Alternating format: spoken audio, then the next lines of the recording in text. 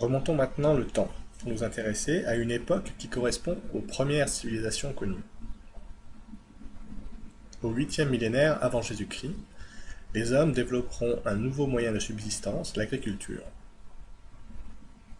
Regardons cette région, elle possède trois grands fleuves. Le Nil à l'ouest, l'Euphrate et le Tigre à l'est. Il y a également le Jourdain, un plus petit fleuve, en Palestine. Comme l'agriculture nécessite beaucoup d'eau pour irriguer les plantations, les premières civilisations s'établiront autour de ces fleuves, construiront des villes et cultiveront les champs autour de ces villes. Les grandes civilisations s'étant constituées à cette époque sont entre les fleuves Euphrate et Tigre, les Sumériens dans la région que l'on appelle la Mésopotamie, les Phéniciens au bord de la mer Méditerranée et les Égyptiens le long du fleuve Nil. Si l'on regarde la région de plus loin, et que l'on colorie en vert les régions où les hommes établissent leurs champs, nous voyons une forme de croissant, raison pour laquelle on appelle cette région le croissant fertile.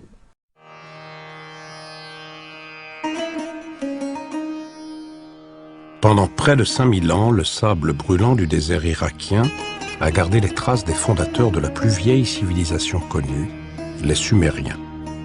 Notre monde leur doit tout. Les Sumériens ont inventé l'écriture et l'arrow. Ils ont divisé le temps en secondes et en minutes. Ils ont dompté la nature et bâti des cités gigantesques. Ils ont favorisé la culture et les arts. Leurs caravanes traversaient les déserts, traçaient les premières routes commerciales. Leurs récits ont inspiré nos mythes fondateurs. La Bible a préservé une partie de leur mémoire. Ils ont écrit l'histoire d'une humanité à ses balbutiements. Pourtant, il y a 4000 ans, cette civilisation brillante s'est éteinte. Pendant longtemps, leur existence est demeurée un mystère.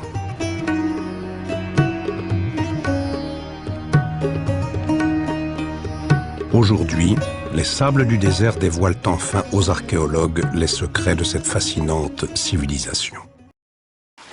Un fleuve sortait pour arroser le jardin. De là, il se déversait et formait 4 bras. Le nom du premier est Pison. Le nom du second fleuve est Guyenne. Le nom du troisième est le Tigre, qui coule à l'ouest de la Syrie. Le 4e fleuve est l'Euphrate. L'Éternel Dieu prit donc l'homme et il le mit dans le jardin d'Éden pour le cultiver et pour le garder. Sud de l'Irak, le silence couvre les dunes écrasées de soleil. Le thermomètre affiche près de 50 degrés. Le climat de ces contrées n'a guère changé depuis des millénaires. Pourtant, c'est ici que des hommes ont vécu. Entre Méditerranée et Golfe Persique, cette région que l'historien Polybe nommait Mésopotamie, ou terre entre deux fleuves, irriguée par l'Euphrate et le Tigre, couvrait le territoire de l'Irak actuel. Au milieu du XIXe siècle, on ne connaissait de l'Ancien Orient que ce qu'en disait la Bible. Français et Britanniques rivalisaient alors dans la course aux découvertes. Et les trouvailles furent surprenantes. Un passé insoupçonné surgissait des entrailles de la terre. La Mésopotamie avait donc été le berceau d'une civilisation.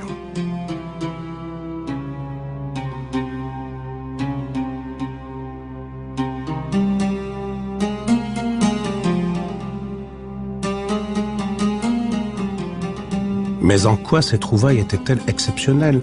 Et comment expliquer que la civilisation se soit développée dans cette région du monde?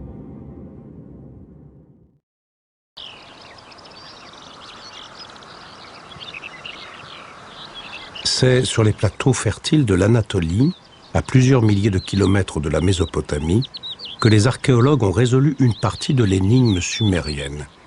Ils y ont découvert la source vitale qui a permis l'expansion des populations et la fondation d'une civilisation. L'épeautre, ce blé sauvage, pousse naturellement dans toute la Turquie orientale.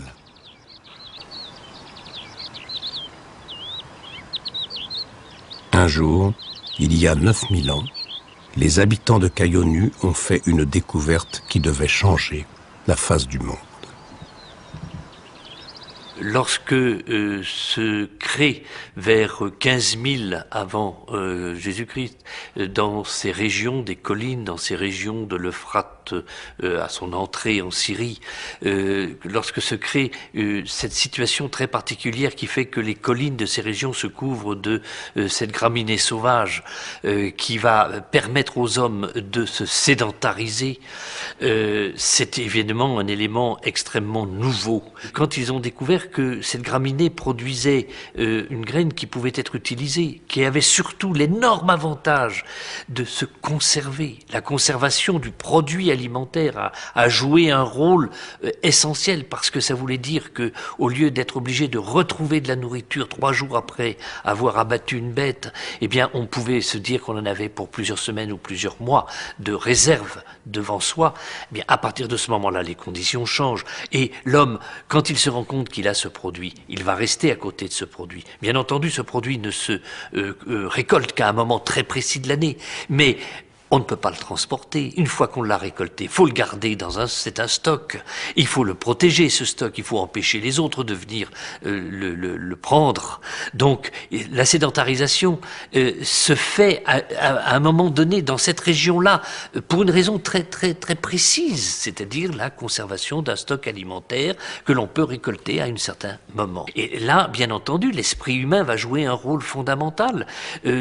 On peut parler de découverte accidentelle. Je crois que l'esprit humain, il joue constamment sur des observations, sur des découvertes exceptionnelles, 1 fois, 2 fois, répétées, sur une recherche d'explication de ce phénomène, jusqu'au moment où il est capable, par lui-même, d'aller au-delà et de réaliser quelque chose de nouveau.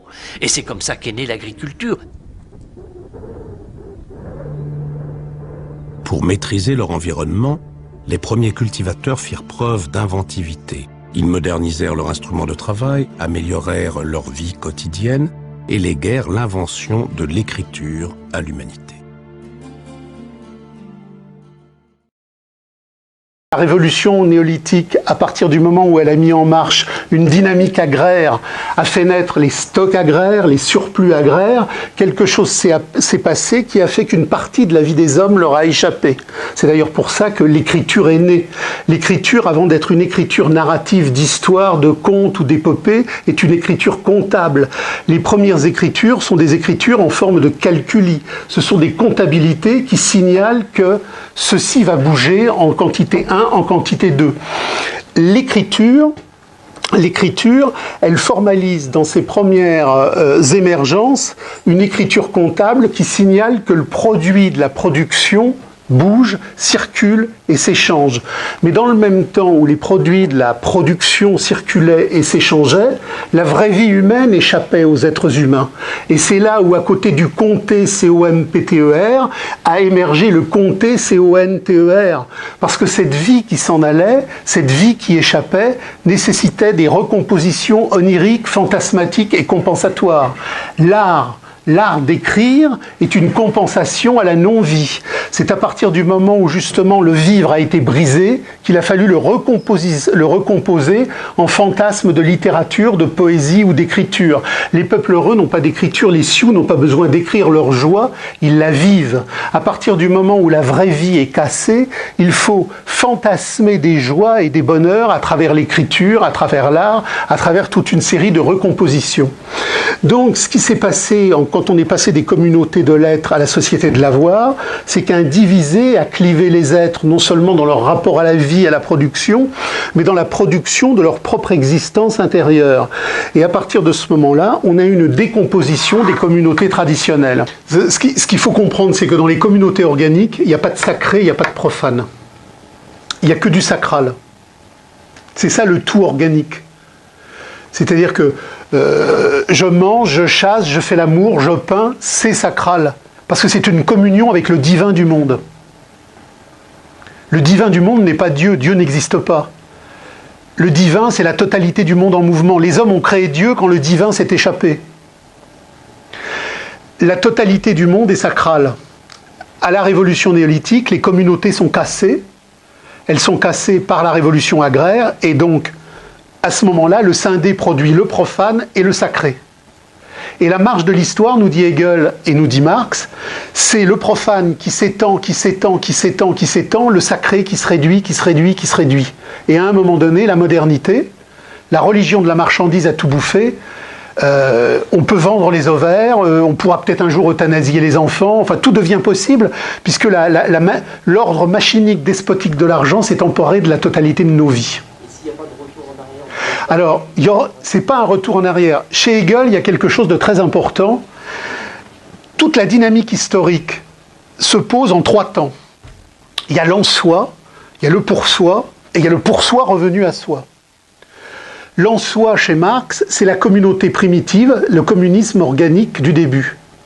Mais ce communisme organique, il a un défaut majeur qui est lié à l'histoire objective de son contexte matériel, c'est qu'il est local.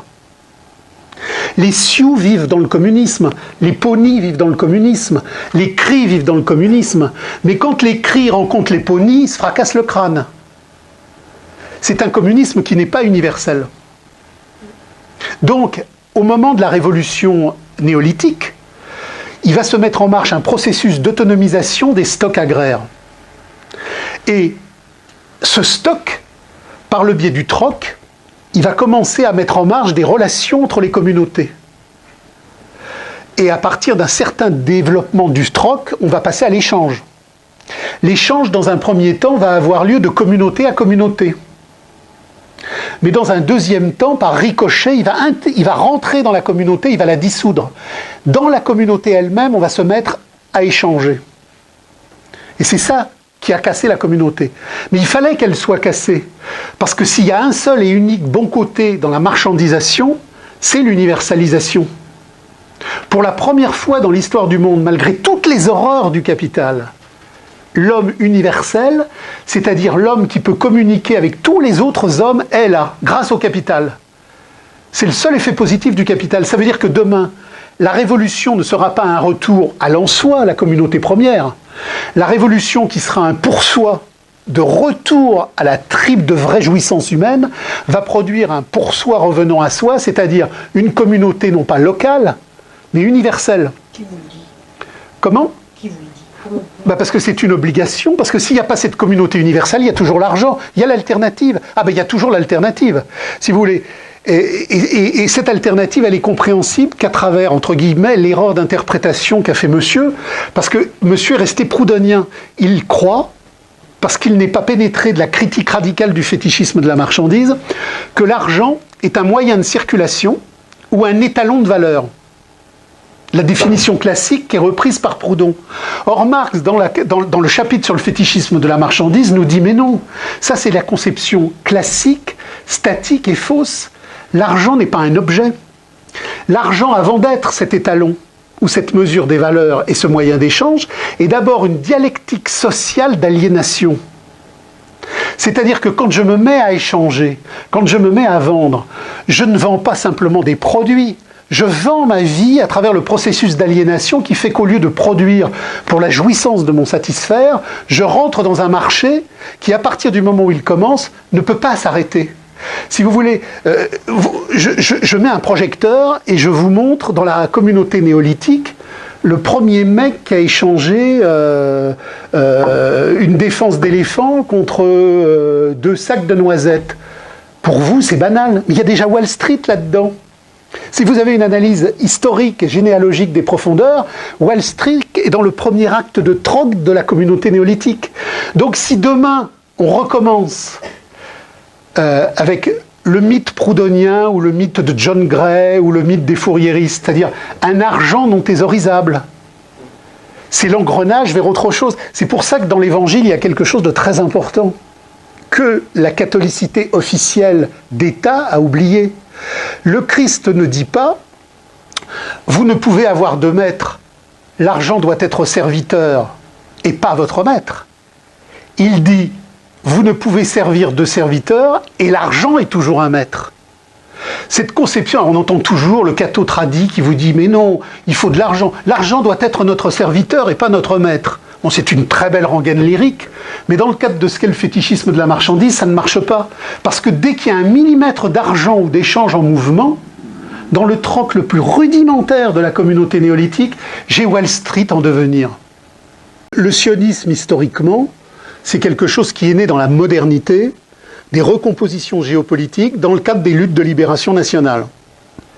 C'est-à-dire qu'on a créé un concept de nation juive qui devait effectivement s'émanciper et retrouver sa terre. Bon, déjà là-dessus, Marx, Shlomo Sand sont d'accord, c'est déjà un concept démographiquement qui n'a pas de sens, parce que les juifs contemporains n'ont rien à voir avec les hébreux classiques. C'est pas des gens qui retournent sur la terre de leurs ancêtres. 99,99% des juifs qui existent aujourd'hui ne descendent pas des hébreux, mais dans cette époque où le judaïsme était prosélyte, il y a eu en Europe et en Afrique du Nord, et même dans de multiples terres arabes, des conversions dans un sens et dans un autre. Donc, le concept sioniste du « on retourne chez nous », il est absurde ethnologiquement et démographiquement. Bon, ça c'est la première chose. Mais la deuxième, c'est que le sionisme n'est qu'un rameau d'interprétation du judaïsme. Et là, je renvoie à Marx sur la question juive, parce que c'est une question effectivement qui est décisive, en se rappelant que la question juive n'est pas une question raciale, parce que les juifs ne sont pas une race. Il n'y a aucun rapport génétique entre un juif de Marrakech et un juif de Vilnius. Il n'y a que quelques sites sionistes fous qui vous proposent l'ADN juif, mais bon, ça c'est mirifiquement aliénatoire, ça n'existe pas, donc il n'y a pas de race juive. Il n'y a pas non plus de réalité juive en tant que telle d'un point de vue religieux, parce que vous avez des tas de juifs qui disent « je suis juif, mais je ne crois pas en Dieu ». Donc c'est un autre concept que Marx a appelé la nationalité chimérique et que Abraham Léon a appelé le peuple classe. Il s'est créé dans l'Antiquité, au carrefour des empires agraires égyptiens, assyriens, babyloniens, une population, les Ébiri, ça veut dire les circulatoires, les circulants, qui était une population qui progressivement s'est spécifiée dans une formation sociale commerciale. Et c'est pour ça, dit Marx, qu'on ne peut comprendre la relation abrahamique, la religion abrahamique comme un contrat commercial. Si vous lisez l'Ancien Testament et après si vous lisez le Talmud qui est postérieur au christianisme, parce que je rappelle que le judaïsme contemporain est postérieur au christianisme, il ne lui est pas antérieur. Le judaïsme contemporain s'est constitué après le christianisme. Donc, si vous lisez les textes religieux juifs classiques, entre les mitzvot qui ordonnent, qui contractualisent, qui disent qu'il faut pas, on a une suite infinie de contractualisation. Et Dieu est le grand contractant. Et Marx dit, c'est une lettre de change entre un peuple classe et une mystification théologique qui représente justement le circulatoire monétaire. Oui, mais lisez la question juive, c'est le texte le plus radical, et ça permet de comprendre que c'est pas du tout un problème de race, c'est pas du tout un problème de religion, c'est réellement un problème d'histoire, d'aliénation et de devenir de l'histoire des forces productives. Marx a commencé son œuvre critique en écrivant la question juive. Il n'a pas écrit la question bouddhiste ou la question hindouiste. Il a écrit la question juive comme préambule de méthode au Capital. Et il a répondu d'une façon très nette, les juifs ne constituent pas une race, parce que les races n'existent pas en homogénéité de substrat. Vous prenez un juif polonais, il n'a strictement rien à voir avec un juif séfarade de Marrakech. Donc les juifs ne sont pas une race. Même si certains juifs vous produisent des sites, retrouvez l'ADN des Cohen, bon, ça c'est la névrose. Donc les juifs ne sont pas une race. Mais les juifs ne sont pas non plus une religion. Beaucoup de juifs s'estiment non-croyants et peuvent même vous dire qu'ils sont athées, tout en vous disant qu'ils se sentent juifs. Donc Marx a répondu très nettement, dans la question juive, les juifs sont une nationalité chimérique. C'est-à-dire que c'est une illusion endémique, ce sont des gens qui croient exister, mais ils n'existent pas.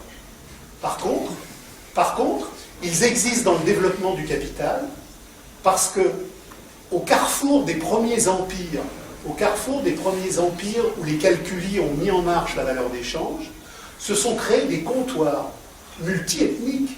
Vous aviez des types qui venaient d'Assyrie, des types qui venaient d'Égypte. C'est la fonction sociale qui crée le juif.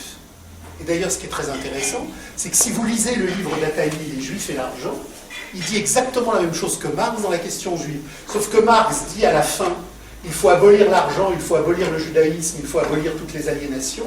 Alors que Attali explique que les Juifs, étant détenteurs de l'argent, sont en quelque sorte détenteurs du progrès humain universel.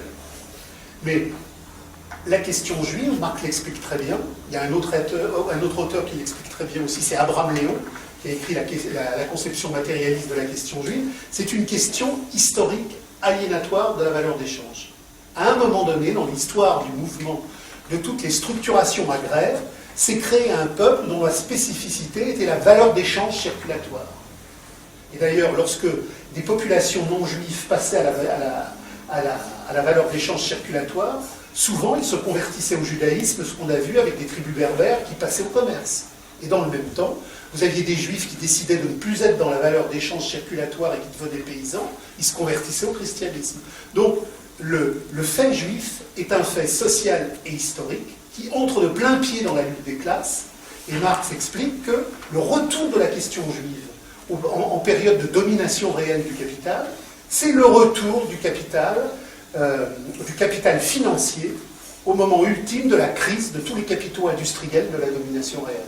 Donc la question juive a disparu relativement de l'histoire dans les phases archaïques du capitalisme de la domination formelle, mais elle redevient une question centrale dans la domination réelle. C'est pour ça que dans les luttes de classe en France, Marx a cette formule, mais il était normal que la réforme postale n'ait pas lieu, puisque Rothschild s'y opposait. Donc la question juive posée dans sa radicalité de lutte de classe pour le développement d'une humanité émancipée de toute aliénation, Marx y a répondu dans la question juive. Lisez la question juive, tout y est. Et tout régime bourgeois, comme l'explique très bien d'ailleurs Karl Marx dans la question juive, a pour vocation historiquement à terme de mettre au sommet de sa pyramide de domination les juifs, puisque ce sont des super bourgeois qui, en plus d'être des bourgeois au niveau de leur pratique, sont des bourgeois avec une théologie et une eschatologie, alors que les autres sont des individus ou qui n'ont au mieux qu'une vision de classe. C'est-à-dire que finalement, l'efficacité commerçante et bancaire des juifs est infiniment supérieure à celle du bourgeois, puisque le bourgeois n'est que bourgeois, alors que l'autre est un bourgeois mystique. Il montre que le monothéisme juif est d'abord l'expression historique du monothéisme de l'argent dans des sociétés antiques où l'échange entre pôles agraires s'est progressivement effectué dans une spécialisation de pôles comptables et de pôles commerciaux. Marx dit exactement la même chose qu'Attali. Attali montre que le devenir du judaïsme, c'est le devenir de l'argent. Sauf que Attali dit, c'est génial, les juifs font ça pour le bien de l'humanité. Or, Marx, qui est le premier à produire cette analyse en profondeur, montre que le judaïsme est l'appendice du monothéisme de l'argent. Et il suffit d'ailleurs de voir les textes religieux juifs, qui codifient une alliance commerciale abrahamique avec le Dieu créateur. La relation entre le peuple juif et son Dieu est une relation échangiste, commerciale, basée sur un contrat commercial qui, à travers les mitzvot, définit le « tu peux »,« tu dois »,« tu ne dois pas »,« tu peux pas ». Marx dit même « la névrose aliénatoire est telle que même les lieux d'aisance deviennent des codifications religieuses ». Donc Marx, pour critiquer l'aliénation radicale du capital, montre que la question juive n'est pas une question de race, que ce n'est pas une question de religion, mais que c'est le cœur du capital en mouvement dans ses formes premières de comptoirs commerciaux. Et il montre que les communautés juives vont demeurer à la périphérie du développement industriel, social et historique, jusqu'aux portes de la modernité de la domination réelle, parce que la domination réelle, qui est la phase de la surproduction absolue, rend nécessaire l'utilisation industrielle des chimères du crédit et de la banque. Donc, Philippe le Bel a expulsé les Juifs, les rois d'Angleterre ont expulsé les Juifs, mais progressivement, ils reviennent dans le développement de la modernité capitaliste, et Marx, d'ailleurs, dans son texte sur les luttes de classe en France, parle du panégyrique de la loi de Rothschild sur les lois de réforme de la Poste. Donc c'est très clair. Et ce qu'il montre, c'est que la place du judaïsme aujourd'hui, elle découle du retour de la financiarisation du fétichisme de la marchandise, mais qui n'est pas autonome, qui est le produit du capital. C'est-à-dire que quand Attali croit que c'est les Juifs qui sont le cœur du développement de l'histoire, il se plante narcissiquement dans ses bévues aliénatoires. Les Juifs sont le produit de la marchandise en mouvement, ils ne sont pas les producteurs de la marchandise en mouvement. Là encore, comme les attentats du 11 septembre, la mécanique aliénatoire du développement, les Juifs ne sont rien d'autre, dans le cadre de la question juive qui conduit au capital, que le mouvement aliénatoire de la valeur d'échange qui est né dans l'alliance abramique, et qui revient dans la modernité de la domination réelle lorsque la crise bancaire du fictif international fait de la banque le pilier essentiel des restructurations capitalistes. Pour moi, le sionisme, c'est un épiphénomène des strates contemporains de l'aliénation géopolitique moderne. Ce qui est plus important, c'est de partir du judaïsme. Et pourquoi partir du judaïsme?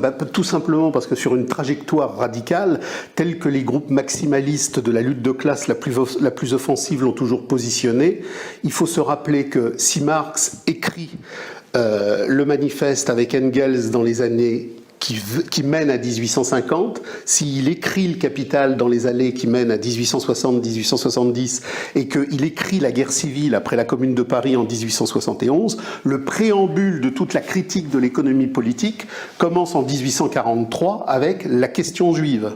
Alors, la question juive, il ne l'a pas écrit parce qu'il avait un problème à régler avec son père ou avec son grand-père, il l'a écrit parce que c'est un présupposé méthodologique de radicalité. C'est-à-dire que Marx montre dans la question juive, qui renvoie au Capital, que le monothéisme de la marchandise est un système à la fois géopolitique, mental, idéologique et social qui correspond à la religion du capital en mouvement. Qu'est-ce que Marx dit dans la question juive? La question juive n'est pas une question raciale, les juifs ne constituent pas une race. La question juive ne constitue pas une question religieuse. Il y a des juifs qui sont religieux, il y a des juifs qui ne sont pas religieux. Ce qui construit la structure transhistorique de la question juive, c'est cette nationalité chimérique qui veut que Dieu soit une valeur d'échange. Et Dieu, valeur d'échange, l'alliance abramique est un contrat commercial. Marx fait une critique radicale, objective, antiraciste, profondément sociale et révolutionnaire, en montrant que toute l'histoire du judaïsme est un appendice du Capital.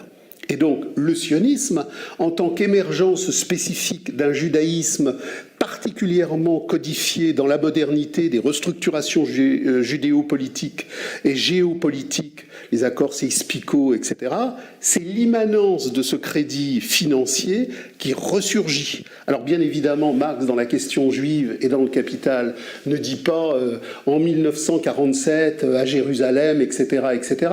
Sauf que d'un point de vue méthodologique, du point de vue de l'essence critique de la compréhension révolutionnaire, il fait bien...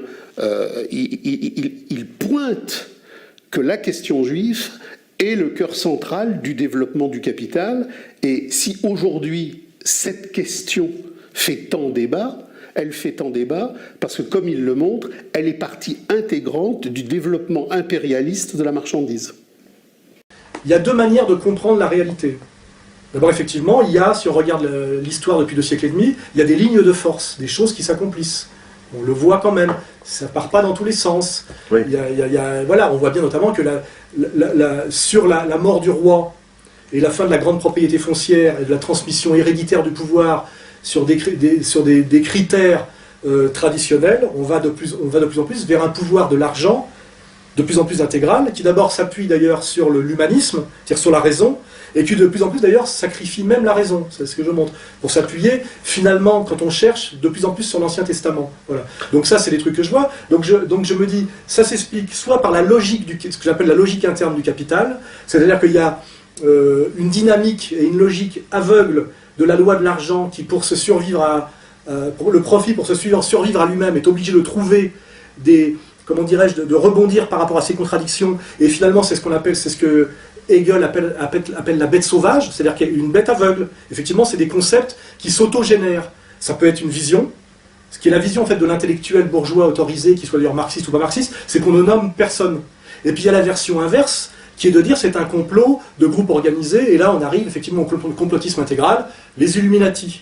Or en réalité, on peut très bien mener ces deux analyses et les faire converger pour justement ne pas être dans l'abstraction totale d'une logique du capital aveugle qui serait incarnée par personne, ou d'un complot de gens qui serait purement un projet, comment dirais-je, effectivement complotiste. En réalité, il y a une logique du capital qui accomplit une espèce de pente fatale qui a commencé au XIIe siècle avec le précapitalisme et le début de la logique bancaire et du grand commerce, avec la Renaissance italienne, etc. Il y a ça. Et puis il y a aussi des gens qui ont très bien compris le pouvoir qu'on pouvait tirer de ce processus et sa logique, et qui l'ont chevauché, comme on le chevauche, et qui sont des élites, comment dirais-je, effectivement maçonniques, ethno-confessionnelles, etc., et qui s'appellent l'oligarchie. L'oligarchie, c'est des gens qui ont des rapports de sang, ce sont des lignées, ce sont des familles, ce sont des dynasties qui effectivement chevauchent quelque chose qui les dépasse, comme on chevauche un cheval, mais qu'on essaye de rester en selle, c'est-à-dire on essaye de rester au sommet du dispositif, et ce dispositif aveugle, c'est l'épopée capitaliste. Donc nous avons une oligarchie dominatrice qui chevauche une épopée capitaliste. Donc il n'est pas question de basculer dans l'abstraction bancaire automotrice ou dans le complotisme sans lien avec comment dirais-je, l'arrêté de l'époque. Donc en fait, on a une épopée, si on veut ramener aux catégories acceptables, on a le processus bourgeois et les élites bourgeoises. Bon, en réalité, je montre bien que le mot bourgeois est un mot facile, mais on peut dire on a l'épopée bancaire et les élites oligarchiques. Et les élites oligarchiques sont les élites oligarchiques parce qu'elles ont compris qu'elles maîtrisent, qu'elles incarnent et qu'elles dominent l'épopée bancaire. Et ça, c'est mon livre. Et je montre comment ça s'accomplit sur 2 siècles, par un combat incessant, avec des victoires et parfois des petites défaites, 2 pas en avant, parfois un pas en arrière, mais que c'est ça ce qui nous permet de comprendre, notamment ce vers quoi on va aujourd'hui, qui n'est pas du complot, parce que il y a 10 ans c'était du complot, aujourd'hui c'est annoncé par les maîtres du monde eux-mêmes, qui s'appelle le projet de gouvernement mondial, porté par le nouvel ordre mondial, rallié par tout le monde. Je constate qu'il y a un processus historique en cours qui tend à s'achever, que ce processus qu'on arrive à deviner aujourd'hui est annoncé comme projet par nos élites, et qu'on le voit s'accomplir dans nos yeux de manière, je dirais, très explicite, comme quand on arrive à la fin d'un cycle où à un moment donné tout se voit en pleine lumière, vous voyez, où ça devient évident et je dirais éblouissant de vérité. Donc mon analyse est validée par le marxisme, elle est validée par la pensée traditionnelle. En fait, en ce moment, comme je l'explique dans mon livre, toutes les analyses convergent en ce moment, c'est-à-dire les lectures, comment dirais-je, ceux qui traitent de l'eschatologie et de la fin des temps dans les monothéismes abrahamiques, islam, catholicisme, judaïsme, que l'analyse marxiste, une certaine pensée traditionnelle ou non traditionnelle, arrivent tous à dire que cette période est une période, je dirais, de kairos, c'est-à-dire d'histoire majeure, où les grands combats vont avoir lieu. D'un point de vue catholique, on ne sait pas vraiment si on est dans la fin des temps ou... De toute façon, la fin des temps, oui. Quand on comprend la religion, non pas de manière complètement dévoyée, dévaluée, c'est-à-dire en se soumettant à la putain de Babylone, excusez-moi d'employer le terme, mais c'est un terme de Saint Jean, mais en mon avis, en la comprenant plus profondément, quand on parle de fin des temps, c'est la fin d'un cycle. C'est jamais la fin de tous les temps, c'est qu'on sort d'un cycle. Oui. Et en fait, toutes les pensées sérieuses, qui sont d'ailleurs sur tous les calendriers, et qui ont à voir d'ailleurs avec l'organisation cosmique, sont des fins de cycle. Donc on arriverait là à une fin de cycle, pas la fin de tous les temps, mais la fin de notre temps, qui serait peut-être le temps de la domination bourgeoise, du capital, et en fait profondément appuyé sur les écrits vétérotestamentaires. C'est ça que je fais dans mon livre. Je montre bien que finalement, quand on regarde la question sioniste ou la question capitaliste, en dernière instance, derrière la logique bancaire, qui est presque une logique de micro-informatique, qu'est-ce qu'on retrouve comme système de valeurs pour justifier cette violence et cette logique, en dehors, je dirais, de la logique interne, de la fuite en avant, de la logique bancaire et des super produits financiers qui sont presque une dérive mathématique, on retrouve l'Ancien Testament. Destruction de l'Irak, destruction de la Libye, destruction de la Syrie. Là, si on veut avoir une vision globale, c'est la phase 2 d'une stratégie américano-sioniste. Et pourquoi je dis sioniste ? Parce que de vider de ses forces vives, si vous regardez bien, une partie de l'Irak, la Syrie, le Liban, on va y venir demain par une nouvelle révolution colorée qui arrive, c'est préparer la purification ethnique par la fuite de migrants, de quoi ? Du Grand Israël. Vous regardez le projet du Grand Israël, seul projet viable pour Israël en tant que puissance autonome ne dépendant plus des États-Unis, en voie d'effondrement, c'est le Grand Israël. Ça sera le Grand Israël ou plus d'Israël du tout. Pour revenir à Israël, je pense qu'un juif intelligent sait très bien que pour que Israël soit sûr d'exister et d'être pérenne, il faut pouvoir exister malgré la perte de contrôle des États-Unis ou la baisse de contrôle sur les États-Unis. Et pour ça, Israël doit devenir le Grand Israël ou pas. C'est-à-dire que le destin d'Israël, c'est soit de disparaître, soit de s'agrandir. Hein. C'est pour ça qu'Israël est un État qui est en guerre permanente, qui n'a pas de frontières, il faut le savoir, car ses frontières sont virtuellement les frontières bibliques ou pas, comme sa constitution d'ailleurs est la Torah, il n'y a pas d'autre constitution pour cet État israélien que la Torah, donc ce n'est pas un État laïque et socialiste. Hein. Là je rejoins les thèses de Gilad Atzmon, qui a parfaitement tout compris. C'est un État purement religieux, et dont la constitution est la Torah, qu'il faut lire en plus à travers le Talmud.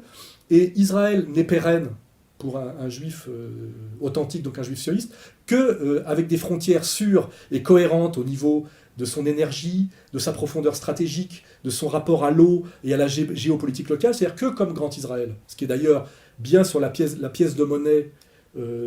J'avais dit que c'était un shekel, il paraît que c'est pas un shekel, mais on voit bien le chandelier à 7 branches et le Grand Israël, donc projet religieux et Grand Israël, et sur le drapeau avec l'étoile de David et les deux bandes bleues qui sont bien les deux fleuves qui vont de l'Euphrate ou du Tigre au Nil, quoi, voilà. Donc il y a deux versions d'ailleurs du Grand Israël, il y a le très Grand Israël et le moins Grand Israël, mais si vous regardez, allez sur internet, je pense qu'on mettra l'illustration, Israël n'est viable à terme que si ça devient le Grand Israël. Donc il n'y aura jamais d'État palestinien, et par contre pour que l'État juif soit viable, il faut que ce soit le Grand Israël, sinon il disparaîtra. Donc tout ça, ça donne l'avenir du monde, l'avenir du Moyen-Orient, et ce qui va se passer demain, c'est qu'il se passera des choses, et là je rejoins les très bonnes analyses de ce grand théologien et savant de l'islam qui est Cheikh Imran Hossein. Il y aura demain des conflits majeurs qui se passeront, dont l'enjeu final sera le Grand Israël ou la disparition d'Israël. Voilà.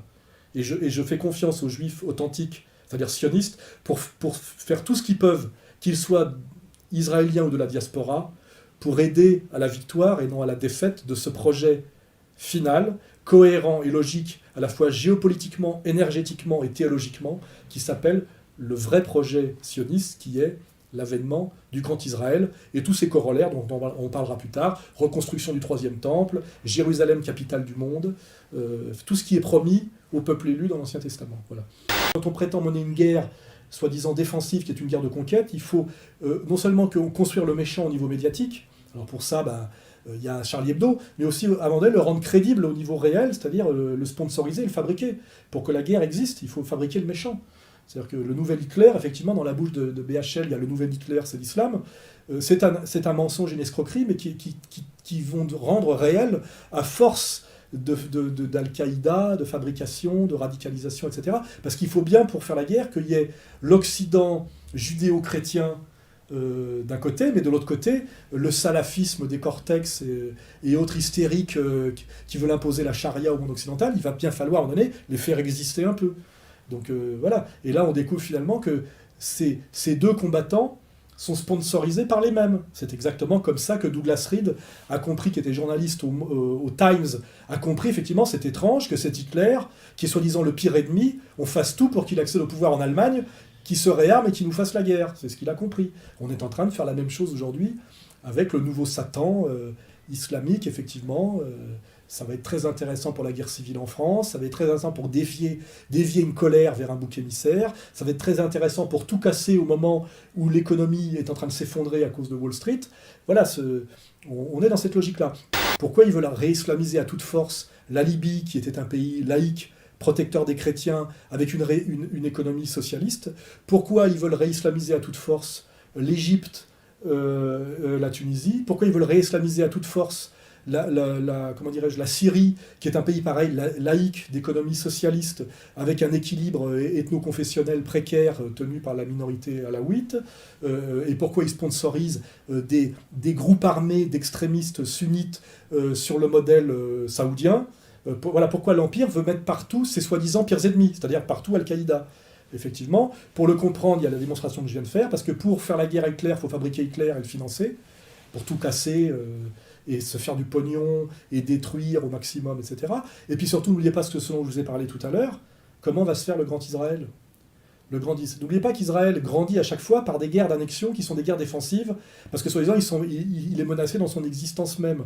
Si Israël, à un moment donné, veut annexer des territoires énormes pour arriver au Grand Israël, il va falloir qu'il se défende contre une menace généralisée qui est d'être entouré par des islamistes radicaux, soi-disant antisionistes et antisémites haineux, et qu'il faudra bien à un moment donné qu'encerclé par l'Égypte, réislamisé, par la Syrie réislamisée, etc., etc., il faudra bien qu'ils se défendent, et vous remarquerez bien que si on prend la longue durée, la guerre de 14-18 a fait la déclaration Balfour, la guerre de 39-45 a amené la partition de 48 et la naissance de l'État d'Israël, la guerre des 6 jours a permis aussi d'agrandir un peu le territoire, la guerre du Kippour encore un peu plus, le Golan n'est toujours pas rendu, et finalement Israël, pour sa petite survie, sa petite existence, ne fait que grandir sur des conflits dont elle est à chaque fois, finalement, l'ultime bénéficiaire.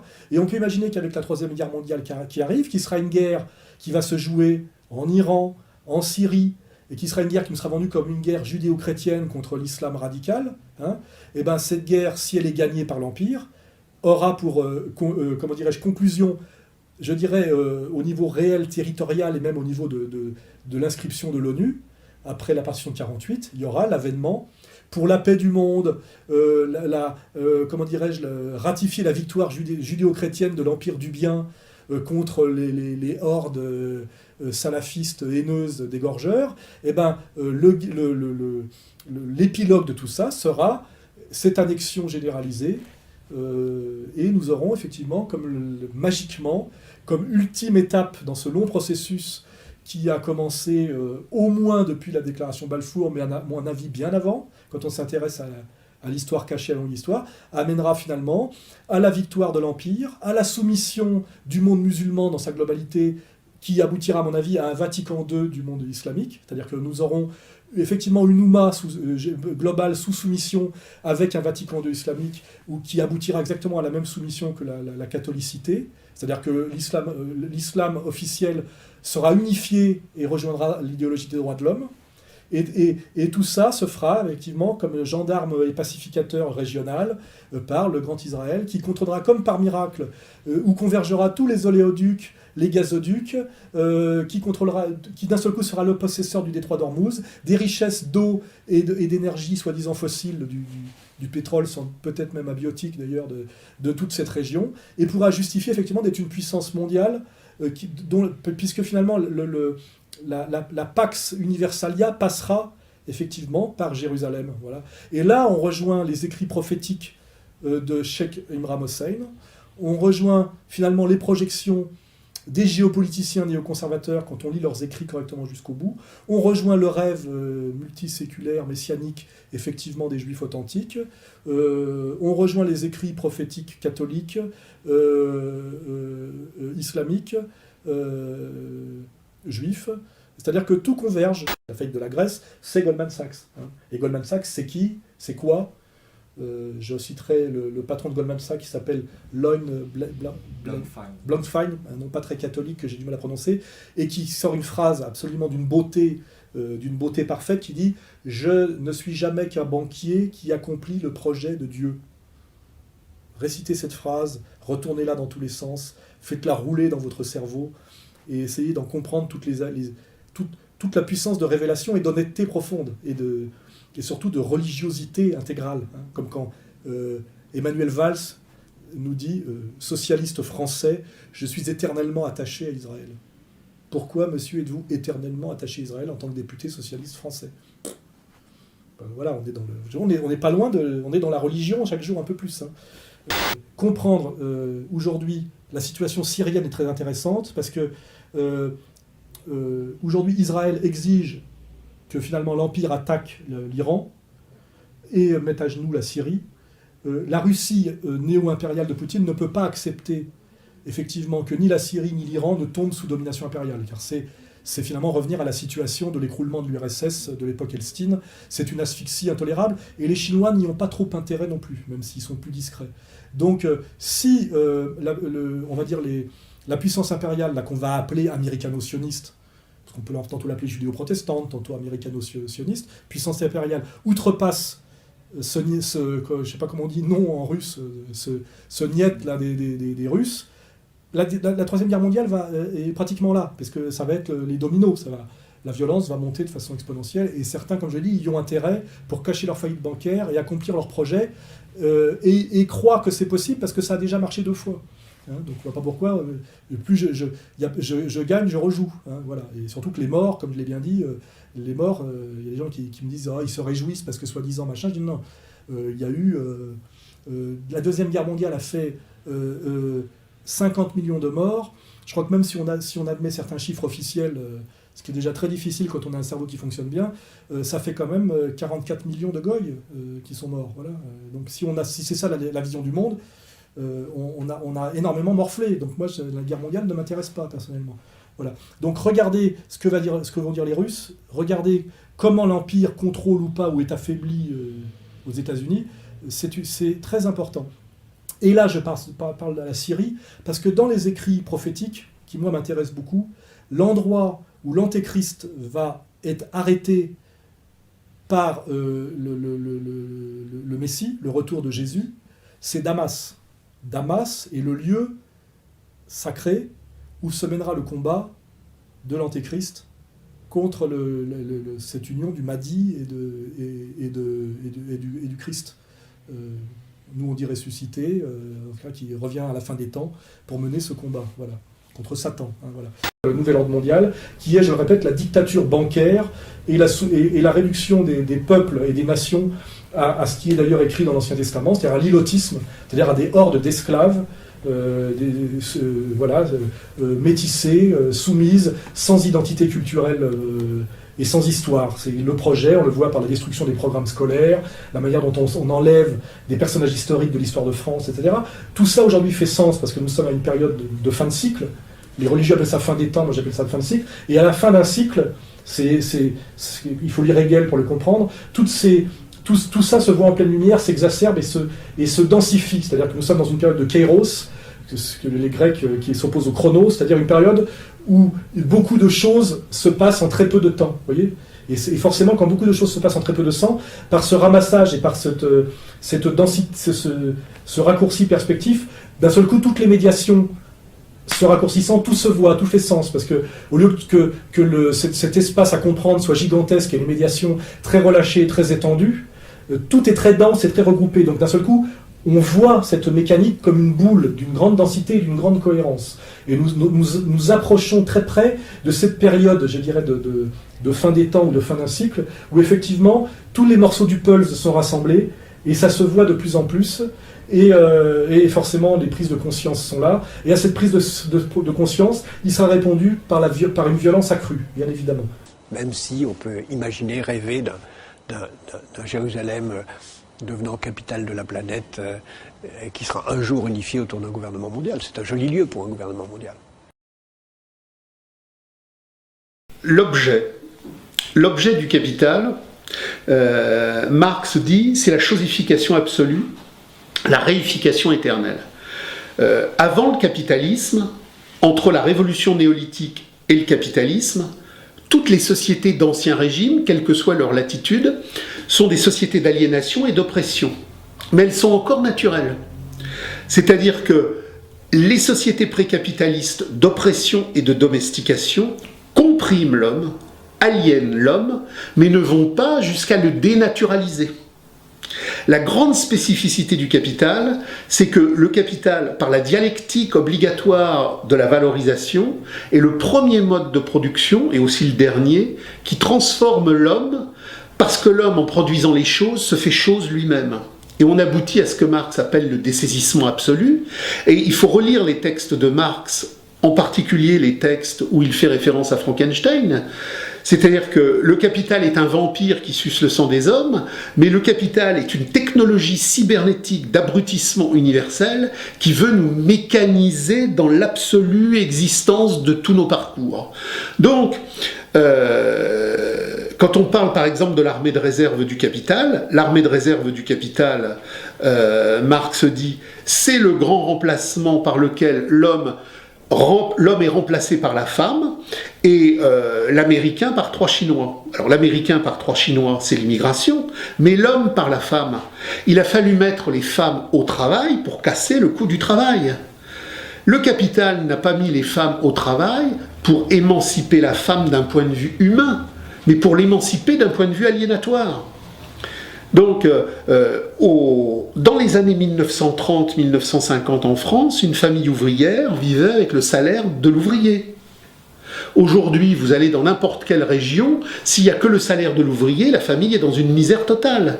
Il fallait donc 2 salaires. Mais il fallait donc 2 salaires à partir du moment où la naturalité fait que la femme porte un enfant.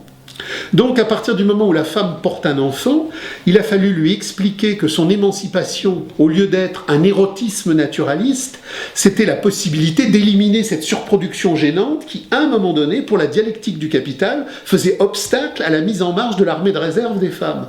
Donc on a généralisé l'avortement, on a généralisé en même temps la contraception, et bien évidemment, au bout de la route de la généralisation de la contraception et de l'avortement, le fœtus qui pendant des millénaires, dans toutes les traditions de la primordialité, chez les Indiens, chez les Sioux, chez les Germains, est sacré.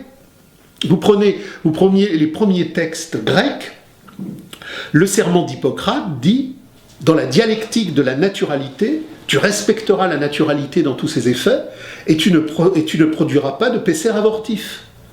Aujourd'hui, les médecins récitent un serment d'Hippocrate qui est tronçonné. Alors ils auraient pu, dans une honnêteté quelconque, l'appeler le serment de Duduche. Non, ils continuent de l'appeler le serment d'Hippocrate. Mais ce n'est pas le serment d'Hippocrate. Parce que la valorisation capitaliste doit éjecter tout ce qui pose problème à la chosification. L'objectif du capital, c'est la démocratie pure de la chosification absolue. La réification totale de nos âmes, de nos consciences, de nos affections, pour que nous ne soyons plus que des épaves de rentabilisation. Et au terme de l'épave de la rentabilisation, il y a l'euthanasie. À partir du moment où, dans le cadre de toute cette surproduction humaine, il faut zigouiller par la guerre, il faut zigouiller aussi par l'euthanasie.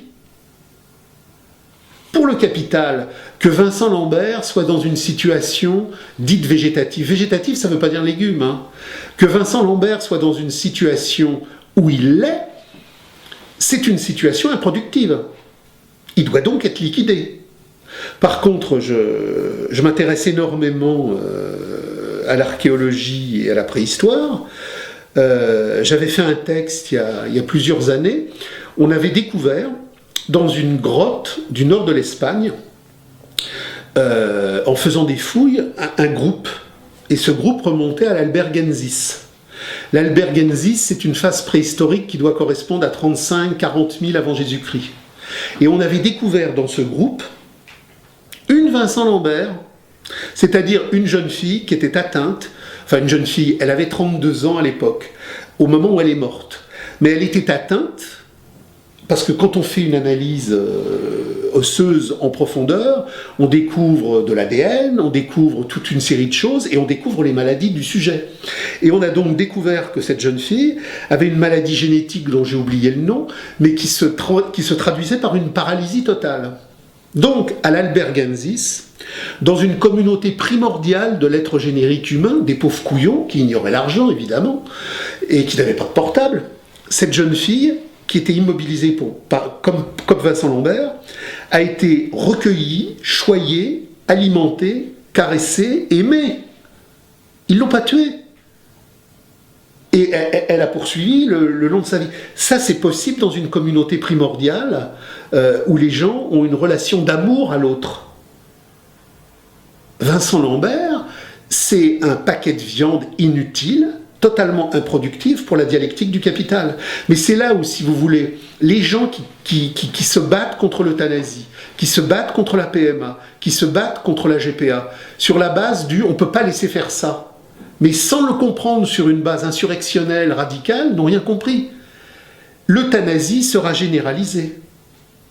La PMA sera généralisée. Le TAFTA sera généralisé. On ne peut pas se battre à contre-pied contre la dialectique dévoratrice du capital qui emportera tout. Les sudistes avaient des généraux qui étaient 10 fois plus intelligents que les généraux nordistes. Ils ont tenu pendant 3 ans, 4 ans, 5 ans. Et puis ils ont perdu parce que la dialectique industrielle du Nord était la plus forte. Napoléon aurait très bien pu gagner en 1815 à Waterloo. Il s'en est fallu de peu. Mais s'il avait gagné à Waterloo, il perdait 3 mois après, parce que dans le rapport de force, la dialectique des forces productives était la plus forte. À la Seconde Guerre mondiale, l'Allemagne a terminé avec le Messerschmitt 262, qui était le premier avion à réaction au monde. Elle avait les meilleurs tanks, elle avait les meilleurs armements. Mais la dialectique des forces productives mondiales, du pétrole américain et de la production américaine, sur les plages de Normandie, pour qu'un Sherman arrive à flinguer un Panther, il fallait au moins sacrifier 4 Sherman. Mais ils s'en foutaient. Il y avait 10 000 Sherman, 20 000 Sherman, 30 000 Sherman. Donc ce qu'il faut bien comprendre, c'est que l'histoire ne repasse pas les plats. Et toutes les formes passées qui nous rattachaient encore un peu d'humanité vont disparaître. Donc, que faire? Surtout ne pas se battre pour restaurer un passé qui est mort, parce que le capital dévorera tout, mais se battre sur une ligne intransigeante d'ontologie radicale en disant, et j'y reviens tout à l'heure, puisque notre ennemi, c'est pas la finance, notre ennemi, c'est pas l'usure, notre ennemi, c'est la marchandise, notre ennemi, c'est l'argent. Et là, il y a eu tout un débat dans la première internationale entre Proudhon et Marx, et le grand débat entre Proudhon et Marx, qui déjà préfigurait tous les groupes radicaux qui seraient anti-bolcheviques, anticapitalistes d'État. Il y a un abîme entre Marx et Lénine, parce que Marx, c'est justement l'anti-Lénine, c'est l'anticapitalisme d'État bolchevique, mais en même temps, c'est la récusation totale du proudhonisme. Et aujourd'hui, tout le monde est proudhonien. Tout le monde est proudhonien au sens où on veut bien la banque sans ses excès, on veut bien l'argent sans ses excès, on veut bien la finance mais sans... Alors pendant un moment la mode c'était le libéralisme, puis après on a inventé l'ultralibéralisme, mais tout ça c'est des sornettes. La critique radicale de l'économie politique dans l'ontologie subversive, extrémiste de toute l'histoire de l'intelligence humaine, c'est qu'on ne peut pas maîtriser l'argent, ou on détruit l'argent, ou l'argent nous détruit. Contre le mondialisme cosmopolite de la marchandise qui a pris le pouvoir sur la planète, il n'y a pas deux moyens de briser la dictature mondialiste de la marchandise, il n'y en a qu'un, c'est le communisme universel. Alors le communisme universel, c'est la Fédération mondiale des communes qui gère l'anti-marchandise sur une base humaine, avec l'argent et l'État aboli. On ne peut pas abolir l'argent localement. On ne peut l'abolir qu'universellement. Et c'est le côté positif de la marchandise, il n'y en a qu'un. Marx dit qu'il n'y a qu'un seul côté positif de la marchandise. La marchandise est une abomination absolue, mais elle a créé enfin un homme universel qui peut la terrasser. Il y a plusieurs millénaires, le Pekno aliéné de Hong Kong, il était dans l'incapacité de comprendre ce que vivait le Pekno aliéné de Manchester. Aujourd'hui, pour la première fois dans l'histoire du monde, l'humanité, malgré toutes ses différenciations, bat d'un même cœur possible pour renverser l'universalité du capital. Et ça, c'est une chance inouïe que le capital a produit contre lui-même. Il a créé son pire ennemi, l'homme universel, qui, pour vivre universellement, est enfin en situation de le renverser. Disons qu'en substance, pour les présocratiques, pour Hegel et pour Marx, tout est contenu dans l'émergence première. Quand Constantinople en 1492 tombe sous le poids de Soliman, tout ça est contenu dans la première Byzance archaïque qui s'est constituée au carrefour de l'Asie mineure et de l'Europe comme petit village en gigantesque croissance, puis en cité de vaste floraison. Tout le début contient toute la fin. C'est donc la fin qui est dans le début. Pour vous et moi en tant qu'individus, pour l'histoire de toute l'histoire universelle, pour tous les champs continentaux.